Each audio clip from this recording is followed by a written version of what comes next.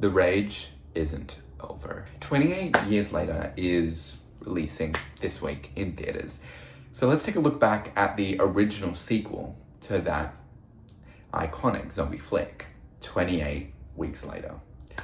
The US Army has isolated a part of London and is trying to, cultivate the city back to life after the outbreak.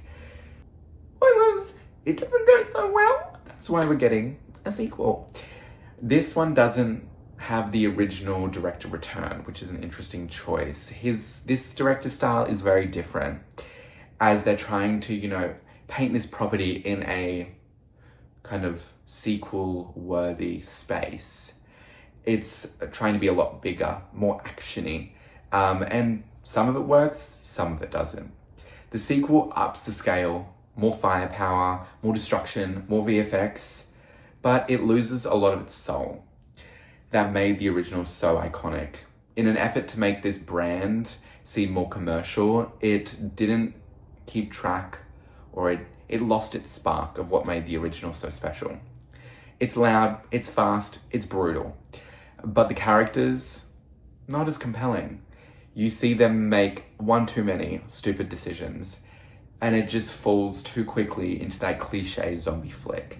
Performances are solid from our main two, but there isn't much of a script there to back them up on the, sentimental, emotional round. Cillian didn't have a lot of depth in the original, but his performance allowed that, that film to carry.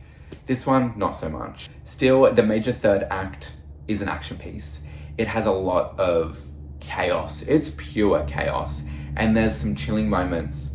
However, the camera's pulled back aesthetic doesn't transport you into the film.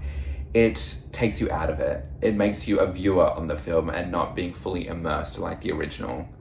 You don't feel as engrossed. So 28 Weeks Later, it's not a game changer, but it's a solid film adrenaline hit when it comes to horror flicks. So, are you gonna see it before the new one comes out? Let me know down in the comments below.